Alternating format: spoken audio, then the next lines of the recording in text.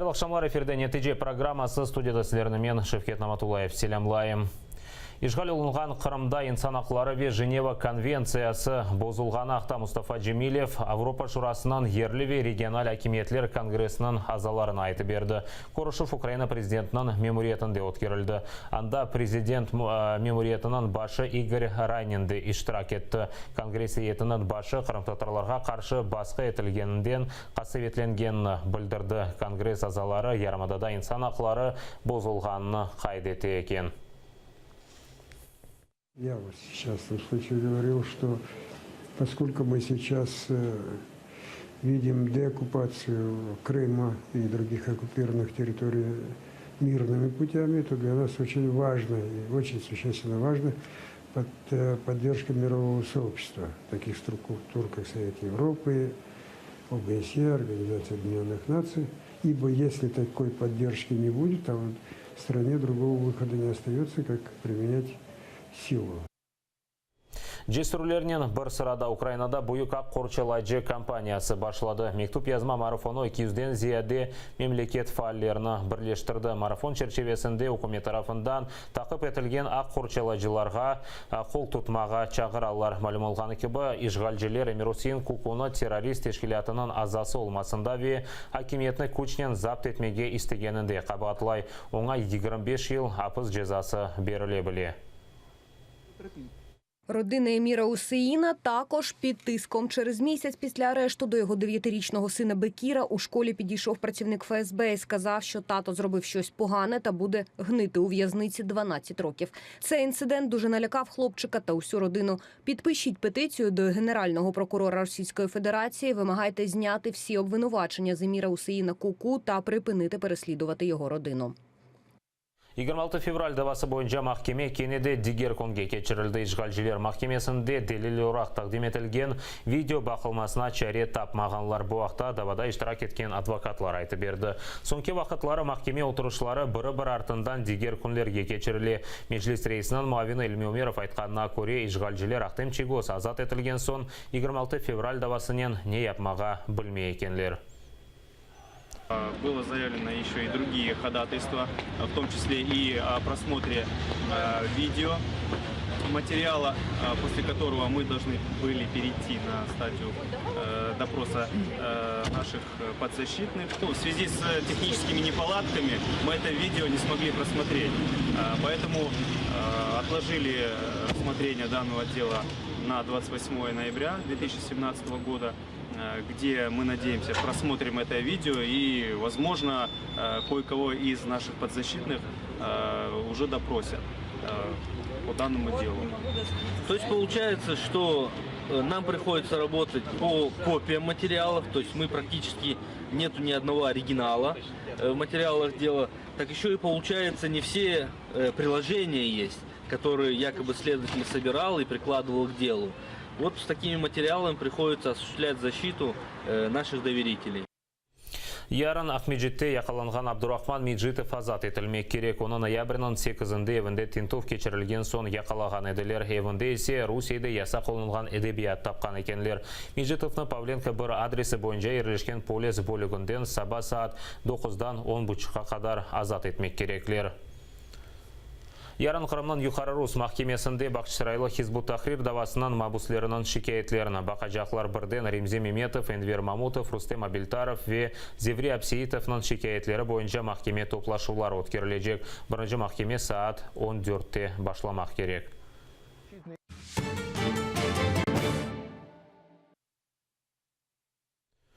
Лутховская ишғал олынған Қырымда тұтылған Украина ватандашлары ве сияси мабуслеріні зиярет етмеге планлаштыра. Украина Юқары Шурасында инсан ақлары векілі Русиялі Зенадашына енді бір қач кере мұраджат йоллаған. Ләкен жеваплар да келмеген. Лутховская айтқанына көре ишғал етілген Қырымда олған мабуслеріні қорчаламақ үшін екі усул бардыр. Спосіб перший – це звернення до омбудсмена Російської Федерації з проханням приділити увагу незаконності певних дій. І другий спосіб, який дійсно є і який є достатньо впливовим, це питання міжнародного тиску для того, щоб запобігти порушенням прав людини на території півострова. Қырым прокуратурасы 2014 сенесі Қырымда журналистерге yapılған ұжым давасы бойынша тақиқат башлатты. О вақыт Ахяр живарында самооборона векіллері Украин телеканалларынан бірі мұхбирлеріні тақып етіп сон ұжым етті. Журналистеріні арабадан чықарып көтекледілер. О вақыт 6 мұхбир зарар көрдолар арасында Юнан журналисті де бар еді. Бұне берабер ұжым еткен инсанлар оларының техникасына жоқ етіп арабаларына зарар кетірген еді. Відомості про цей факт внесені до Єдиного реєстру досудових розслідувань за статтею 345 прим. 1 Кримінального кодексу України. Відповідальність, санкція цієї статті передбачає відповідальність до позбавлення волі до 14 років. Досудове розслідування триває. Украина телекесізлік қызметі işgalciler Қырымда yapқан жинайетлерінен бағылы мәлімат топлаған материалларына халықара жинайы махкемеге бережек екенлер. Бұл ақта СБУ сайтында білдіріле. Таққатшылар işgalciler ерлі сәкенлерінің ақыларына бозғанына этник ве дини бақшылары үшін басқа yapılғанына қайды еткен. Бұне берабер СБУ işgal олынған Қырымда тұтып алынған мүлкіні апыс етмек үшін махкеме разылығына алған екен.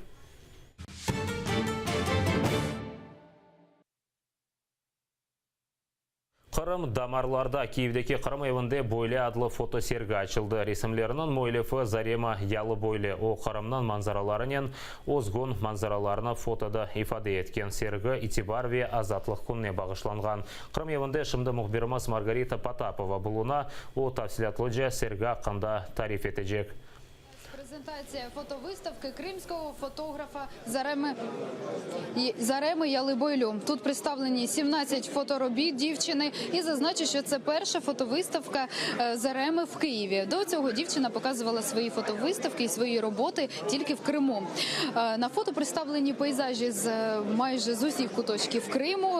Це різні пори року. Найбільше дівчині подобається знімати все ж таки захід сонця. Прошу послухати пряму мову. Этот снимок сделан с вершины Судакской крепости Генуэзской. В этот день у меня было очень плохое настроение, и мы поднялись наверх, смотрели на этот закат, и моя подруга читала один из аятов Корана. Это было просто незабываемо. Роботи Зареми друкували вже тут, у столиці. Ви бачите поза моєю спиною, вони великого масштабу. Зарема захоплюється фотографією з 15 років. І пейзажі, які тут представлені, дівчина знімала протягом декількох років. І цією виставкою, фотовиставкою, Зарема прагне показати усю красу Криму всім київським глядачам. Крім фотовиставки, сьогодні у Кримському домі також презентували офіційний сайт Кримського дому і також Твіттер. Про нього детальніше нам розкаже Алім Алієв. Це програмний директор Кримського дому. Аліме, вітаю вас. Розкажіть, будь ласка, чи запрацював вже сайт і Твіттер? Вітаю телеглядачам. Так, звісно, і Твіттер вже працює, і сайт працює, тому можна підписуватись. Сайт kremianhouse.com, де ми розповідаємо про те, чим живуть мешканці Криму тут на континентальній Україні, що відбувається в культурній, освітній, дослідницьких сферах в Криму і, власне, тут в Києві. А також ми будемо ввести постійні онлайн-трансляції, щоб наші співвітчизники на півострові мали теж долучатись до нас сюди на події. Також окремо ми представили листівки від Каткін & Толік. Це кримські листівки дуже з таким теплим кримськотатарським і пейзажем, і такими вбраннями. Біля них був великий ажіотаж. Розкажіть, скільки людей працювало над створенням сайту і Твіттеру? Власне, над створенням, якщо говорити сайту, то працювала і команда Кримського дому, і працювала команда IT-розробників, які це розробляли. Над Твіттером теж працює зараз команда Кримського дому. Твіттер англомовний. Скажіть, скільки вже підписників є там? На Твіттері вже близько 2000 підписників. Це достатньо велика кількість для англомовного Твіттеру, але це тільки початок. Ми там будемо розповідати про те, яким є Крим, традиції кримських татар і, власне, те, що зараз відбувається на півострові безпосередньо. Скажіть, наскільки це складно робити у Києві? Наскільки складна робота і скільки людей залучені до цього?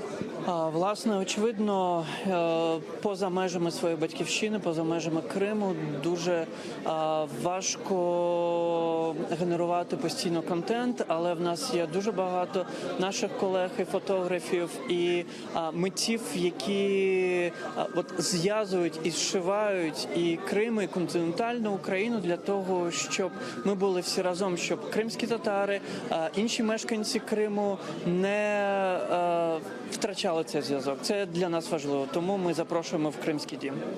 Розкажіть про наступну, можливо, фотовиставку Зареми. Вона нам розповіла деталі, що наступне це буде про портрети кримських татар. Скажіть, чи ви плануєте її і коли показати в Києві? А Зарема, окрім того, що вона перфектно фотографує пейзажі, вона дуже добре працює над портретами. Це портрети кримсько-татарських людей похилого віку, які чи пережили депортацію, чи є ветеранами національного руху кримських татар. І я думаю, що наступного року така фотовиставка теж буде в нас в стінах Кримського дому. Дякую вам. Я нагадаю нашим телеглядачам, що ми спілкувалися з Алімом Алієвим. Це програмний директор Кримського дому. Він нам розповів про старт сайту і також твіттеру. Ще хочу зазначити, що серед гостей на захід прийшли заступник голови Меджлісу кримсько-татарського народу Ільмі Умеров, а також режисер Ахтем Сейтаблаєв. Він нам розповів, що готовий теж приймати участь у проєкті портрети кримських татар. І наразі тут діє така невимушена атмосфера, всі спілкуються і також дивляться, роздивляються фотографії та фотографуються з Заремою, з авторкою цієї фотовиставки. Наразі в мене все. Студія. Чулсал Маргарита Потапова Киевдеки Кырым evinde açılған фото сергі ақында айты берді. Біз yayınımızны devam etemiz. Русияге қаршы санкцияларының лягу етілмесі пасыды музакире етілі Европа Шурасы парламент ассамблеясынан Даими комитетіне ассамблеяға Русия темсілжелері қайтарылмасы ве санкцияларына алып ташламаға теклиф етілді. Пасы топлашуының күн тертібінде түневіні ақшам айдынлатылды. Комитет топлашуы ноябрінің 24-інде кечірілежек. Мутихасыслар қайдете ки, музакире етілежек меселелер бірде-бір қарар алынажағыны ифаде етмей. Айны вақытта бұл мұнақаша 2018 сенесі январь айында кечірілежек сессияда ассамблеяда Русияден санкциялар алып ташланмаға азырмы жоқмы мәселесі көтерілежек.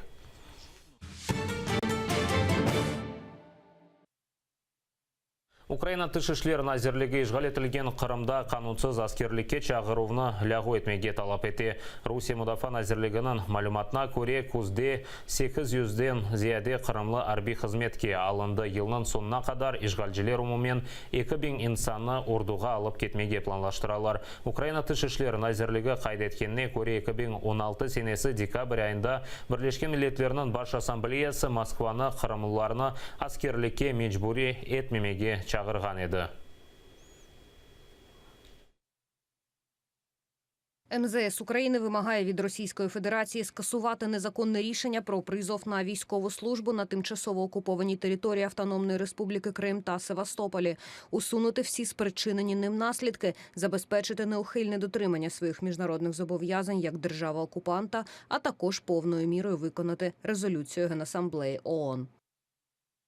Ребері қачты пайтақтына қомшылары запт етті. Қанунсыз илан етілген Луганск халық жұмхуриетінің лидері Игорь Плотницкий савдашыларыны яқалады. Луганста арби авдарма. Иштимай ағларда Русия яда Донецтен арби техника колоннасы келгені видеолары тарқатыла. Тәфсілетлі желевқамызда тариф етілі. Луганск мерkezini yeşil adamçıqlar işgal etdi. Sokaqlarda harbiy texnika tura. İnsanlarga ya evlerde ya da sözde devlet xavfsızlığı nazirliginin mağazlarında kalmağa teklif edildi. Что-то происходит, не знаю. Я вышла, там загорожено, тут загорожено. Перед лицом машу туда. Terörist DNR lideri ve onun aq koruyucusu sözde İçişler Naziri arasında kavga zaten керген вазиетна да Азияде бетерлештірді. Игорь Плотницкий назірні әліден дайрелеріні чекіп алмасында вежінайт ішлемесінде қабатлап, махкеме өзерінден оны іштен бошатты. Ақоройжы теслим олмайып, қанунсыз жүмхуриетінің пайтақтына Беркут ве орбит техниканен сарып алды. Озы есе Девлет хавсызлығын әзірлігінің бинасында қапалды. Данные люди вооруженные прибыли, здесь никаких не объясняют своих действий. Соңра Эршейна аңнатты. Қанунсыз ЛНР елбасшылығы вазиетна кергінлештірген екен. Böylece Украин жасуслары ве сатқынлары үшін бір юва алған екен. О есе Донбасс сакинлеріні қорчалай. В результате деструктивных действий ряда должностных лиц усилилась критика правоохранительного ведомства в средствах массовой информации. Указанными лицами в течение длительного времени к главе Луганской Народной Республики целенаправленно доводились недостоверные факты о якобы причастности структуры МВД к противоправной деятельности. Плотницкий видеода Коронмеда мектуб язда. Заявление Корнета не имеет никаких оснований и юридической силы. Еще со вчерашнего дня Корнет законно отстранен от занимаемой должности. Есть решение суда. Со своей стороны хочу заверить, что ситуация находится под контролем руководства Луганской Народной Республики и в ближайшее время будет полностью решена. Русия күтлеви хабер васталары бүлдірейке қанунсыз иланытылген ЛНР лидері Лугансктан қачты. Кремль рақыбыне қол тұтқананы білген екен, амма ең чоқ оны бір шей қасветлендірді. Қомшу ДНР ортағы Александр Захарченко да ярдымға шыққан екен. Кремль сөзді жүмхуриетлерге ер вақыт қол тұтайды. Мы, представители регионов бывшей Украины, предлагаем переучредить государство и на месте бывшей Украины, опираясь на исторические предпосылки, учредить государство Малороссия. Аман-аман бір елі версі Плотницкий айдутларының сыңырлары арасында гүмрук қойып, Русия ярдымындан біле бергалайды. Террористлер исянчы хараджақ олды. Я просто себе этого не представлял в 2014 году, чтобы до такого маразма дойдем. Если бы я тогда знал, что это будет, я бы их всех, поверьте мне, и одних, и других бы, загнал бы туда, откуда бы они уже не вернулись бы сюда. Көзетечілердейке да чоқ бойсынған ДНР, ЛНР-ны запт етер. Плотницкий де қорчалап оламаз. Артық тек Захарченконың ваделері ола біле. Ләкин Луганск сакинлері бір шейсіз қалды. Интернет блок етілді, телекомпания қапатылды. Риана Алиева, Заман, АТР. Радка Младыч өмір бойы апыз жезасына үкім етілді. Босналы сырыплар ордысының сабық команданы 1995 сенесі Сребреницадаки Босна мұсылманларының сойқырмында қабатланды. Сабық Югославиядаки женг вақтында маныман 8 бен Босна еркегі өлдірілді. Олар арасында оғлан балалар да бар еді.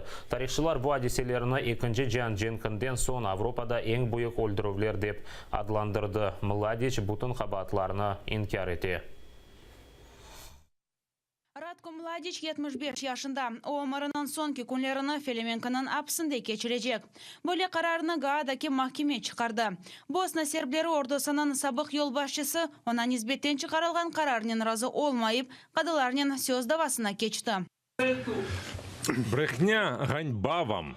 Пане Младич, сядьте. Пане Младич, якщо ви будете продовжувати в такому дусі, ми вас виведемо із зали суду. Радко Младич 10 kabahatlama maddesi boyunca kabahatlı olarak tanıldı.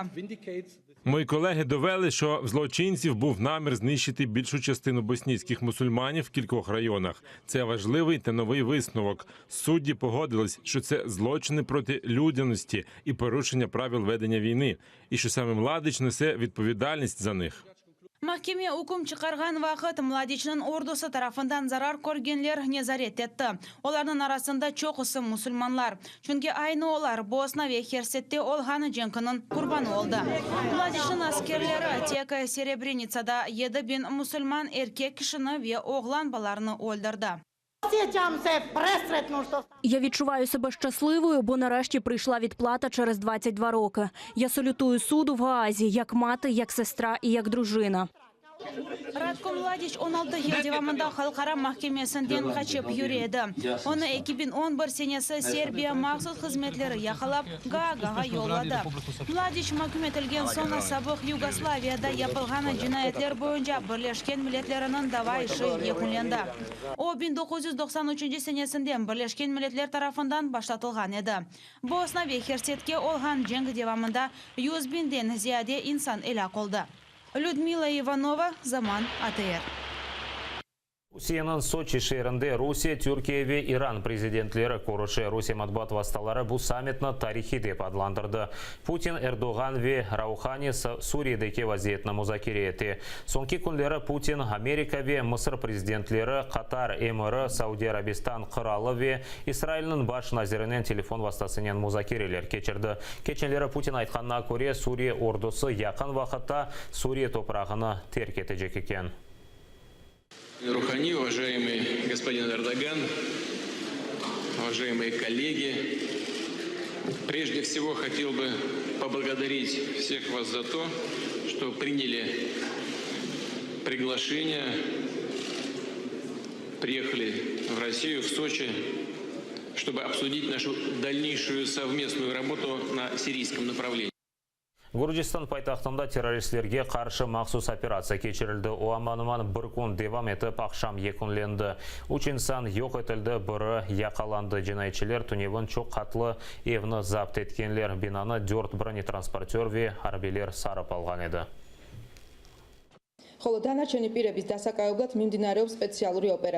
Згідно з нашою інформацією, підозрювані не є громадянами Грузії. Контртерористичний центр та Державна служба безпеки провели з ними багатогодинні перемовини, вмовляючи їх здатись, однак врешті підозрювані відкрили вогонь. Одного офіцера поранено.